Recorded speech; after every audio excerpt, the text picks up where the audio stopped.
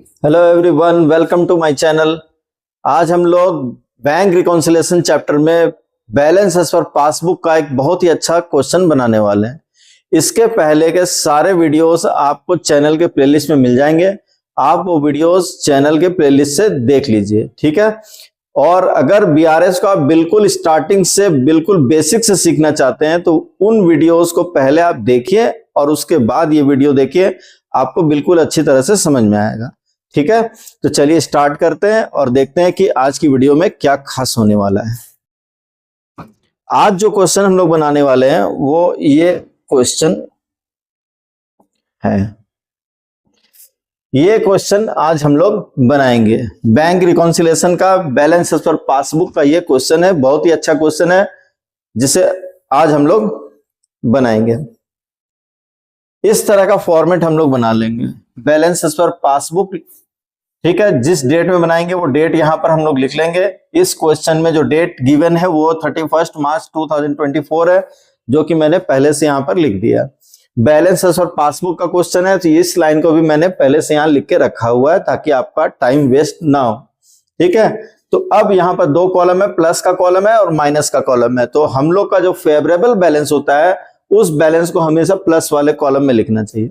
Difference के कुछ reasons को हम लोग ऐड करेंगे और डिफरेंस के कुछ रीजंस को हम लोग लेस करेंगे। तो कौन कौन से रीजंस को ऐड करना चाहिए, कौन कौन से रीजंस को लेस करना चाहिए, इसके लिए हम लोग कोई फॉर्मेट को रट के काम नहीं करेंगे, बल्कि हम लोग एक वर्किंग बनाएंगे। यहां पर कैश बुक और पासबुक को लेकर हम लोग काम करेंगे। क्वेश्चन में जो भी सिचुएशन गिवन होगी उस सिचुएशन को हम लोग अच्छी तरह से समझेंगे, उसका मतलब निकालेंगे और उसको फिर हम लोग यहाँ कैश बुक और पासबुक में लिखेंगे, ठीक है, कि किसका क्या इफेक्ट कहां पर होने वाला है। और उसके बाद उसके अकॉर्डिंगली हम लोग यहाँ पर प्लस माइनस करेंगे। अब इसका एक बेसिक सा रूल है जो मैं आपको समझा देता हूं। हम लोग अगर पासबुक को फॉलो कर रहे हैं तो हम लोग यहाँ वर्किंग में हम लोग कैश बुक पर ध्यान देंगे, ठीक है। कैश बुक में किसी भी रीजन से अगर बैलेंस बढ़ा हुआ है तो हम लोग उसको प्लस करेंगे। कैश बुक में किसी भी रीजन से अगर बैलेंस डिक्रीज्ड है तो हम लोग यहां पर उसको क्या करेंगे, लेस करेंगे, ठीक है। ये एक स्टेटमेंट है और इसको इसी तरह से बनाया जाता है, ठीक। तो अब हम लोग क्वेश्चन को स्टार्ट करते हैं। क्वेश्चन की फर्स्ट लाइन है bank balance as per passbook 10,000। सबसे पहले हम लोग बैलेंस को यहां पर लिख लेंगे, bank balance as per passbook 10,000। ये बैलेंस हो गया, यहां तक तो कोई दिक्कत नहीं है। प्रॉब्लम तब होती है जब हम लोगों को कुछ रीजंस को प्लस माइनस करना होता है, यानी कि गिवन क्वेश्चन के अंदर किसको किसको प्लस करना है, किसको किसको माइनस करना है, ये हम लोग नहीं समझ पाते हैं। सबसे बड़ी प्रॉब्लम इस चैप्टर के अंदर यहीं पर हो जाती है, ठीक है। तो इसके लिए हम लोग इस वर्किंग को समझेंगे। एक एक पॉइंट को मैं आपको क्लियर करके समझा के बनाऊंगा। ध्यान से सुनिए, आपको सब समझ में आएगा कि आखिर प्रॉब्लम क्या हो जाती है। देखिए, cheque deposited into the bank but no entry was passed in the cash book 500। देखिए, cheque deposited into the bank, cheque bank में जमा हो चुका है, but no entry was passed in cash book. Cash book में इसके बारे में कोई एंट्री पास नहीं हुई, यानी कि कस्टमर से हम लोगों ने चेक लिया और उसको सीधा बैंक में जमा करा दिया। कैश बुक में कोई एंट्री हम लोगों ने 500 के लिए नहीं किए। तो इसका इफेक्ट क्या होगा, 500 का चेक बैंक में तो जमा हो जाएगा, पासबुक का बैलेंस बढ़ जाएगा 500 से। हम लोग मान के चलते हैं कि कैश बुक और पासबुक दोनों क्या है, इक्वल है, ठीक है। और पासबुक में यानी कि बैंक में 500 का चेक जमा होने के कारण यहां का बैलेंस बढ़ गया, यहां पर कोई एंट्री पास नहीं हुई है, ठीक। यानी कि जो क्वेश्चन में सिचुएशन गिवन है उसका यही इफेक्ट होगा। एक जगह का बैलेंस बढ़ जाएगा, एक जगह का बैलेंस नहीं बढ़ेगा। हम लोग पासबुक को फॉलो कर रहे हैं, पूरा ध्यान हम लोग कैश बुक पे देंगे। कैश बुक का बैलेंस कम है इसके कंपैरिजन में, ठीक है। पासबुक के कंपैरिजन में कैश बुक का बैलेंस कम है, हम लोग यहां पर लेस करेंगे, ठीक है। Check deposited but not recorded in cash book, check deposited but not recorded in cash book, CB लिख देते हैं हम लोग, ठीक है। 500 माइनस वाले कॉलम में लिख देंगे। Second point, cheque received and entered in the cash book but not sent to bank 1200, just opposite है इसका, यानी कि पॉइंट नंबर 2 का जस्ट उल्टा हो गया। पॉइंट नंबर 3 में हम लोगों ने चेक लिया, कैश बुक में लिख लिया, लेकिन उसको हम लोगों ने बैंक में जमा नहीं कराया। But not sent to bank 1200, यानी कि चेक अभी भी ऑफिस में यानी कि शॉप में ही पड़ा हुआ है 1200 का। चेक रिसीव करके कैश बुक में लिख चुके हैं, कैश बुक का बैलेंस बढ़ चुका है 1200, बैंक में वो चेक जमा नहीं हुआ है। इसका इफेक्ट क्या होगा देखिए।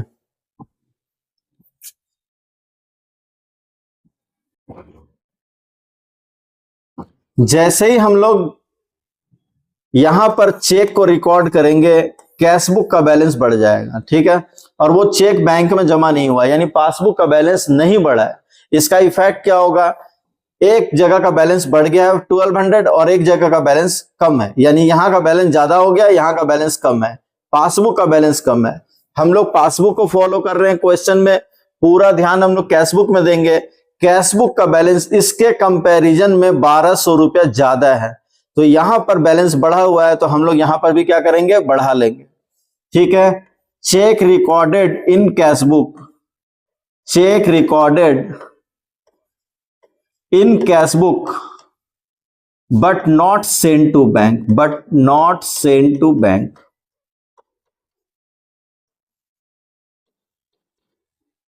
1200 रुपया, ठीक है। Next line, credit side of the cash book bank column cast short, यानी कि अंडर कास्ट हो गया है। कैश बुक में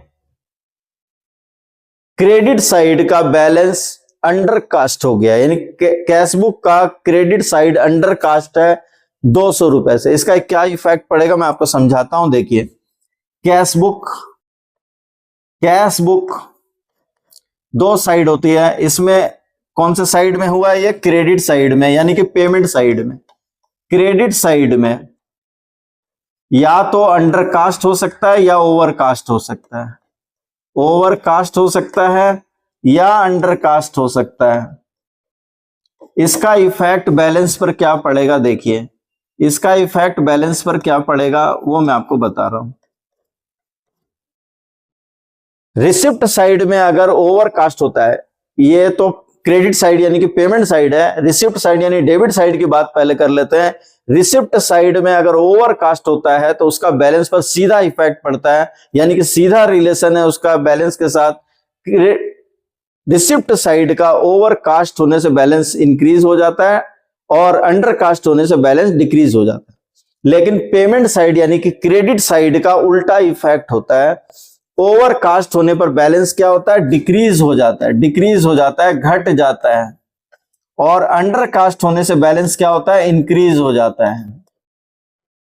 ये मैंने आपको जो वीडियो आपको प्लेलिस्ट में मिल जाएगी, वन शॉर्ट वीडियो है, उसमें ये सब मैंने आपको डिटेल में समझाया है।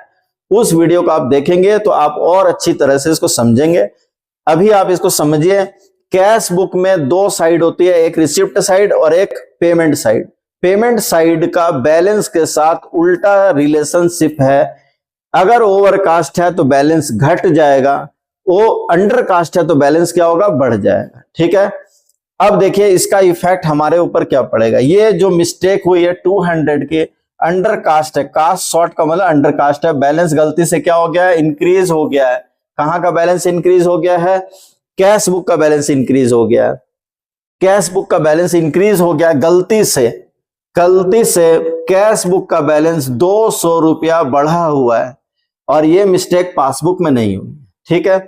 यानी कि इस लाइन का ये इफेक्ट है, यानी कि जो लाइन क्वेश्चन में गिवन है उसका यही इफेक्ट हुआ है कि एक जगह का बैलेंस 200 रुपया बढ़ गया गलती से और एक जगह कुछ भी नहीं हुआ है, ठीक है। डिफरेंस है दोनों के बीच में, रिकॉन्साइल करना पड़ेगा। पासबुक को फॉलो कर रहे हैं, पूरा ध्यान कैश बुक पे देंगे। कैश बुक का बैलेंस बढ़ा हुआ है तो हम लोग यहां पर प्लस कर लेंगे, ठीक है। Credit side of cash book, credit side of cash book under cast, कितना अंडरकास्ट हो गया? 200। ठीक है, next line.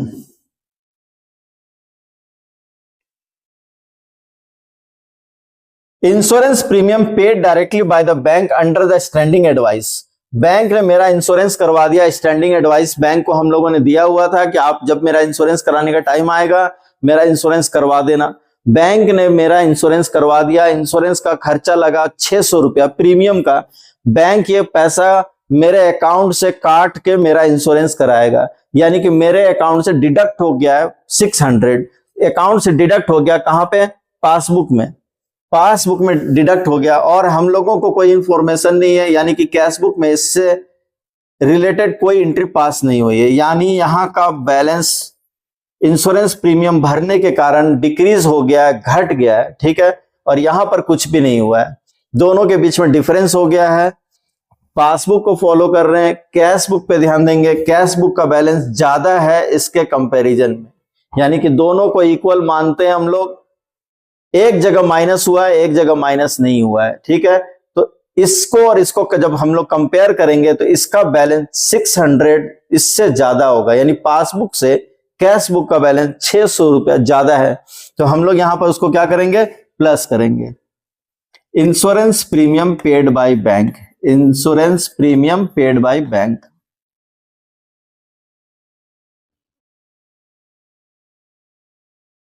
Insurance premium paid by bank 600 यहां पर हम लोग लिख देंगे। ठीक है, next transaction. Bank charges enter twice in the cash book. Bank charges को कैश बुक में ट्वाइस यानी कि 2 बार लिख लिया गया, 20-20 रुपया। इसका क्या इफेक्ट होगा? देखिए, बैंक में बैंक चार्जेस डिडक्ट हुआ एक बार 20 रुपया और कैशबुक में 2 बार माइनस हो गया गलती से।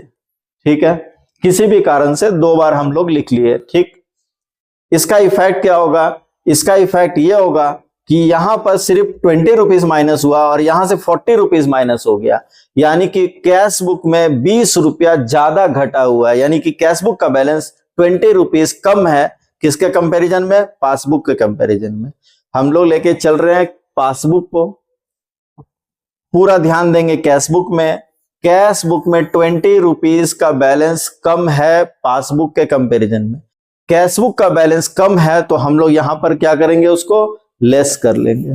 ठीक है, bank charges recorded twice in the cash book.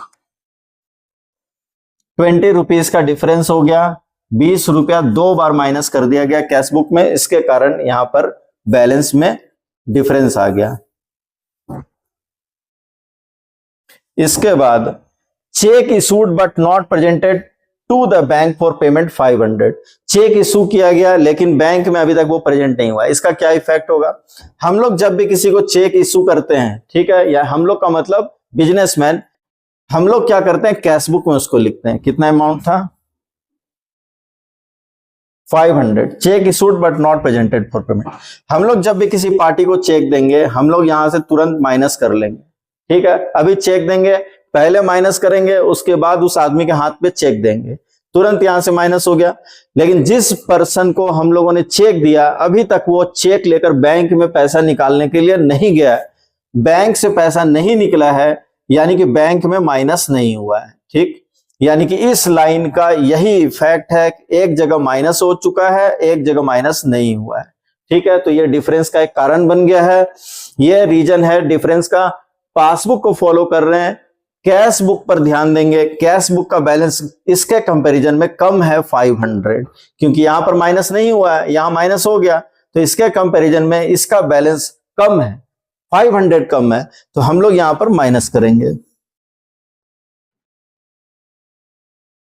Check issued but not presented for payment. Check issued but not presented, इतना भी आप लिख के छोड़ देंगे तो आपका काम हो जाएगा। Check issued but not presented for payment 500। Next transaction, check received enter twice in the cash book 1000। फिर से मिस्टेक है, हम लोगों ने चेक लिया 1000 का किसी पार्टी से, कैश बुक में उसको 2 बार लिख दिया गलती से, लेकिन बैंक में तो वो एक ही बार जमा होगा, क्योंकि एक चेक है तो बैंक में वो एक ही बार जमा होगा, बैंक में तो 2 बार जमा नहीं हो जाएगा। ठीक है, तो कैश बुक में 2 बार रिकॉर्डेड है, और लेकिन पासबुक में ये कितनी बार रिकॉर्ड हुआ होगा, एक ही बार रिकॉर्ड हुआ होगा। एक चेक बैंक में तो एक ही बार लेगा। ठीक है, कैश बुक में गलती से इसको 2 बार लिख चुके हैं। इसका इफेक्ट क्या होगा देखिए, कितने का चेक था, 1000, हाँ 1000। ठीक है, यानी कि यहां पर हम लोगों ने उसी चेक को 2 बार लिख लिया। तो जब भी किसी से हम लोगों को चेक मिलेगा तो हम लोग उसको अपने यहां प्लस करेंगे, क्योंकि उस चेक मिलता है तो उससे बैलेंस क्या होता है, बढ़ जाता है। यहां पर प्लस हो गया, 2 बार हो गया गलती से, और यहां पर एक ही बार हुआ। ठीक, तो ये एक बार चेक मिला और एक बार बैंक में जमा हो गया, ये डिफरेंस का रीजन नहीं है। डिफरेंस का कारण ये बना है दोबारा से लिख के, यानी चेक को यहां पर प्लस कर लिया हम लोगों ने 2 बार, यहां तो प्लस नहीं हुआ। ठीक है, हम लोग यानी कि जो क्वेश्चन में जो लाइन गिवन है उसका इफेक्ट यही पड़ रहा है। यानी सबसे पहले जब भी क्वेश्चन की लाइन को हम लोग पढ़ेंगे, हम लोग देखेंगे कि कैश बुक और पासबुक पर उसका क्या प्रभाव पड़ेगा, क्या इफेक्ट पड़ेगा। तो इस लाइन का यही इफेक्ट है कि एक जगह पर बैलेंस 1000 रुपया ज्यादा है, यानी कैश बुक का बैलेंस पासबुक के कंपैरिजन में 1000 ज्यादा है, गलती से ही ज्यादा है लेकिन ज्यादा है। ठीक, हम लोग कैश पासबुक को फॉलो करके क्वेश्चन बना रहे हैं, कैश बुक को देखेंगे, कैश बुक में 1000 ज्यादा है, हम लोग यहां प्लस कर लेंगे। चेक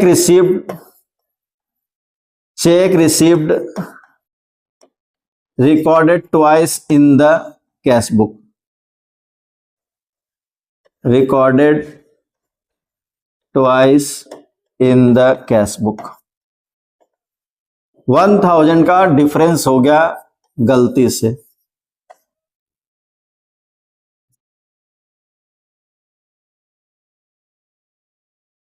इसके बाद नेक्स्ट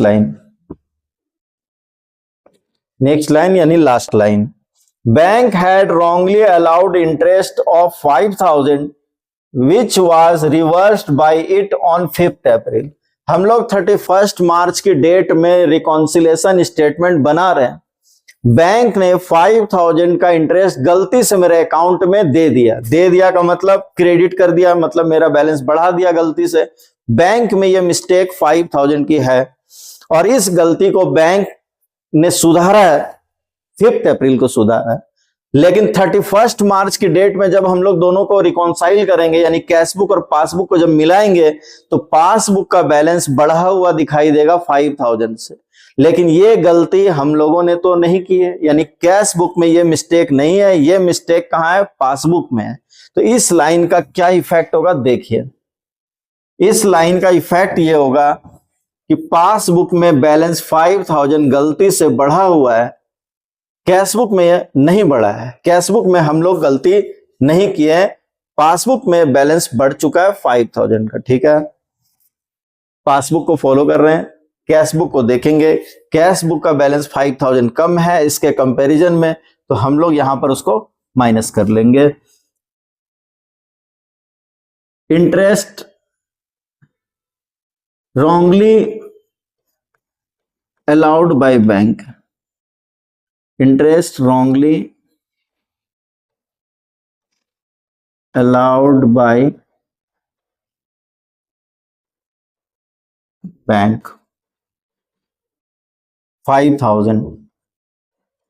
ठीक है, जितने भी ट्रांजैक्शन थे सबको हम लोगों ने यहां पर अच्छी तरह से प्लस माइनस कर लिया है। अब हम लोग इसका डिफरेंस निकालेंगे, इस साइड का टोटल करके रफ में लिखेंगे, इस साइड का टोटल करके भी रफ में लिखेंगे। इस साइड का टोटल हो रहा है 6020। अब हम लोग इस साइड का टोटल कर लेंगे,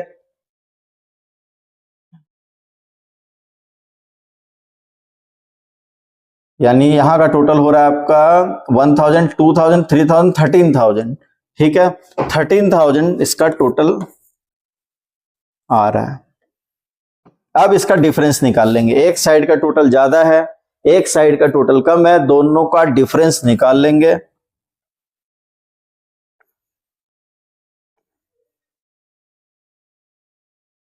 6980। ठीक है, यहां पर हम लोग बैलेंस एज पर पासबुक लेके बना रहे थे, यहां पर लिखेंगे balance as per cash book. जिस साइड का टोटल कम है उस साइड में ये डिफरेंस हम लोग लिख देंगे 6980, और बोथ साइड का जो टोटल है, वो जो ग्रेटर अमाउंट था, जो ज्यादा वाला अमाउंट था ये 13,000, वो बोथ साइड हम लोग लिख देंगे, क्योंकि अब दोनों साइड का टोटल इक्वल हो चुका है। ठीक है,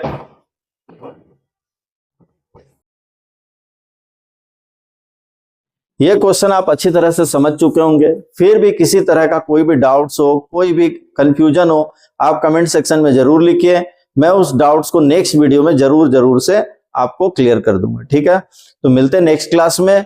बैंक ओवरड्राफ्ट से रिलेटेड अब हम लोग कुछ क्वेश्चन को बनाएंगे। ठीक है, तब तक मन लगा के पढ़िए, मिलते हैं हम लोग नेक्स्ट क्लास में।